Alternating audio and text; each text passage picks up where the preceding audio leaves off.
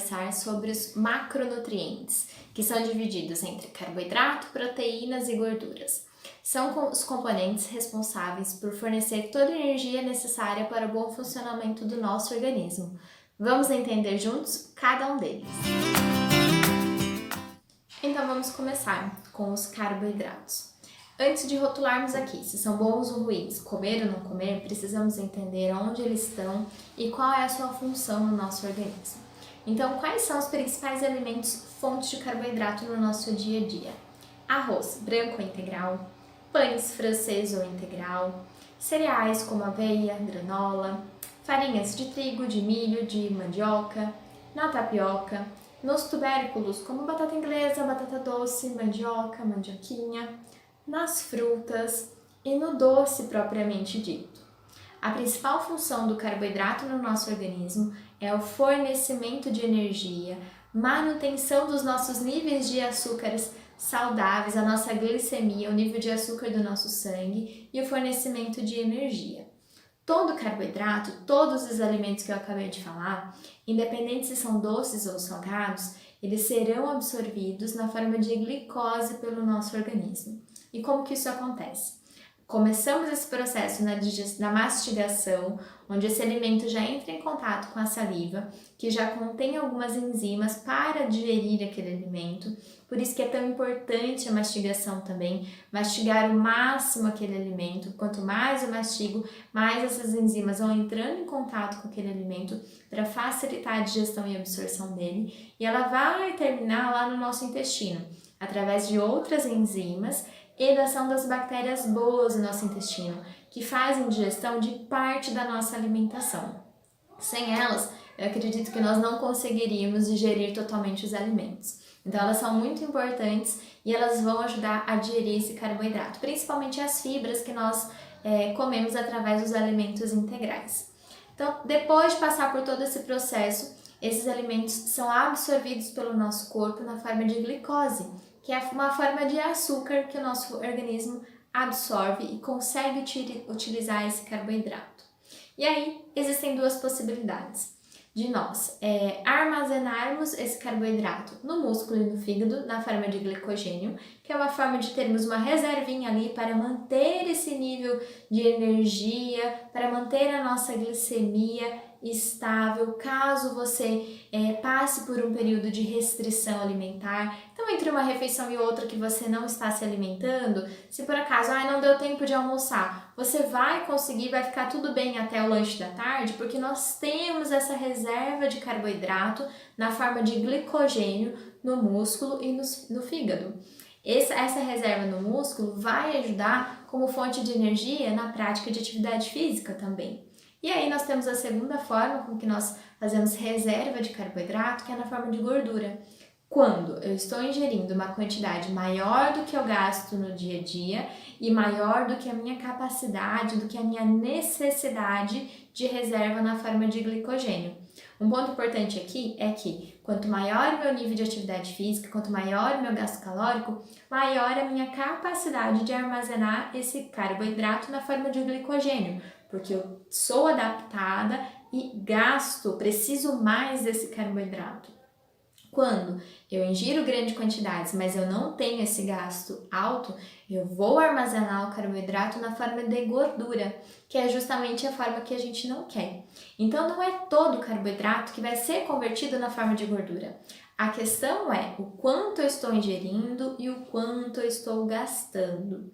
E o excesso de carboidrato, além de aumentar o nível de gordura, ele pode aumentar o risco de um diabetes tipo 2, porque lembrando que todo esse carboidrato vai ser absorvido na forma de glicose, isso pode alterar a sua glicemia, que é a sua taxa de açúcar no sangue, pode favorecer, estimular um aumento do seu nível de triglicérides, que é o nível de gordura no sangue, pode estimular um aumento da produção do colesterol, pode estimular a resistência à insulina. Enfim, diversas patologias estão ligadas ao excesso do consumo do carboidrato. Então, o que nós precisamos ter muita clareza e sabedoria na hora de escolhermos a nossa alimentação é para que consigamos consumir uma quantidade proporcional à nossa fome naquele momento, à nossa fome fisiológica, que é aquilo que realmente é o suficiente para suprir a demanda do nosso organismo e que seja equivalente ao nosso gasto calórico. Se desejamos uma perda de peso, uma ingestão um pouco inferior ao quanto nós gastamos. Um pouco inferior não quer dizer não comer esse alimento, já que ele é importante e que ele é a principal fonte de energia do nosso corpo. Precisamos dele, mas a questão está muito mais ligada à quantidade que nós ingerimos. Então, vamos para a próxima etapa, entender como fazer boas escolhas para que você consiga continuar comendo os carboidratos de formas estratégicas que potencializem o seu emagrecimento. Pausa rápida para a dica da Nutri. Todo carboidrato tem um índice glicêmico. E o que significa esse índice glicêmico? É o tempo que aquele alimento, que é fonte de carboidrato, demora para chegar na nossa corrente sanguínea na forma de açúcar. Então, temos alimento de alto índice glicêmico, que significa que assim que nós comemos, ele é rapidamente metabolizado e altera, eleva essa nossa taxa de açúcar no sangue. Alimentos de médio índice glicêmico, então ele vai elevar mais um pouquinho mais lento, e alimento de baixo índice glicêmico, que vão ser convertidos na forma de glicose, mas vão alterar a nossa glicemia, o nosso nível de açúcar no sangue, de forma bem lenta e gradativa. E o porquê isso é importante? Porque alguns estudos correlacionam que quanto maior o índice glicêmico, quanto mais rápido aquele alimento que eu comi, que é fonte de carboidrato, chegar no meu sangue na forma de açúcar, e quanto maior essa quantidade de açúcar, de carboidrato que tiver nele, maior a chance de eu armazenar isso na forma de gordura. Claro que ainda também é totalmente proporcional ao gasto calórico que nós temos no dia e ao momento do dia que eu estou consumindo aquele carboidrato. Se eu estou consumindo um alimento fonte de carboidrato de alto índice glicêmico que vai chegar rápido, mas eu vou para uma atividade física que eu vou usar aquele carboidrato que está chegando, ele vai ter um efeito positivo. Se eu consumo aquele mesmo alimento no momento do dia que eu estou sentada gastando pouquíssimas energias, provavelmente ele será convertido na forma de gordura para ficar estocado para o momento que for necessário utilizar. Então é muito importante entendermos esses termos para que você entenda como fazer boas escolhas estratégicas no consumo do seu carboidrato. Então vamos lá. Selecionei aqui algumas estratégias para que o carboidrato deixe de ser um vilão e passe a ser um aliado na sua alimentação como fonte de energia para o seu dia a dia. E a primeira estratégia é: opte por carboidratos que tenham uma maior quantidade de fibra, de preferência os carboidratos integrais ou aqueles mais naturais que a natureza nos oferece, como batata doce, a mandioquinha. E qual que é a diferença de consumirmos esse alimento integral com uma maior quantidade de fibra com os carboidratos que nós chamamos de refinado, como a farinha branca, o arroz branco? Esses integrais, ou os mais naturais que a natureza nos oferece, tendo uma quantidade maior de fibra, demoram mais tempo para ser digerido, então favorecem uma maior saciedade, porque ficam mais tempo ali no nosso estômago para ser totalmente digerido. O impacto deles na nossa glicemia tende a ser menor, porque se ele vai ficar mais tempo no meu estômago para ser digerido, e essa conversão em açúcar, esse tempo que ele leva para chegar na minha corrente sanguínea, vai ser mais demorado, e isso diminui aí as chances, de que eu armazene isso na forma de gordura.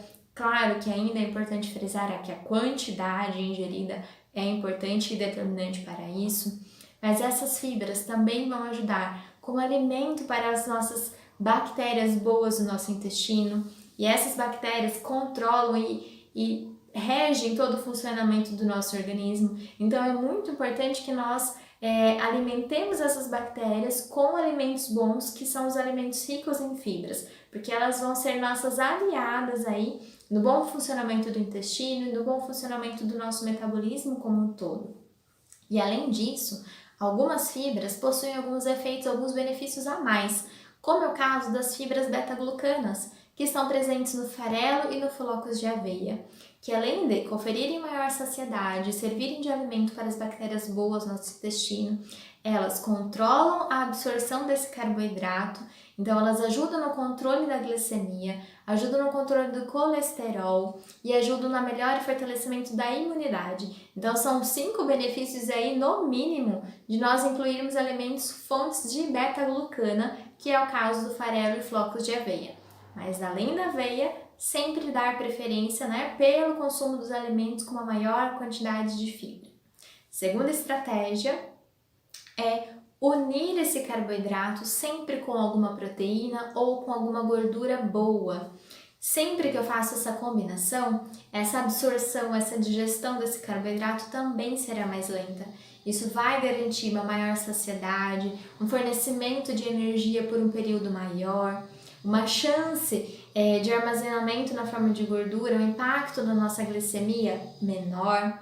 E aí tudo isso vai colaborando para que a gente consiga também reduzir as quantidades ingeridas. E a terceira estratégia é sempre ficar atento à quantidade ingerida de carboidrato para que seja ou proporcional ao quanto eu tenho de gasto ou inferior ao quanto eu tenho de gasto.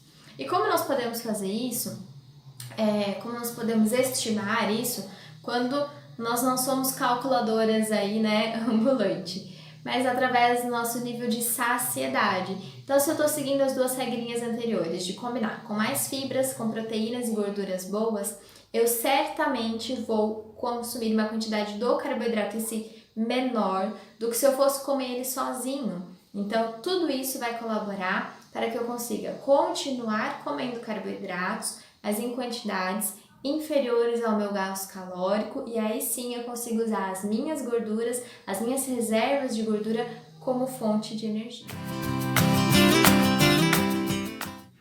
Comer carboidrato depois das 18, é verdade que engorda? Será? Bom, quando nós paramos para pensar em tudo isso que nós acabamos de conversar sobre os carboidratos, as suas funções e como ele funciona, como ele reage no nosso organismo, fica claro que é importante o total do que eu consumi no meu dia e o total de gasto calórico que eu tive, mas sim, nós também não podemos desconsiderar que se no momento do dia eu tenho um consumo superior ao meu gasto, eu tenho uma chance maior de armazenar aquele alimento como fonte de gordura, como reserva de energia. Mas o que de fato vai determinar se engorda ou não é a quantidade total ingerida no dia.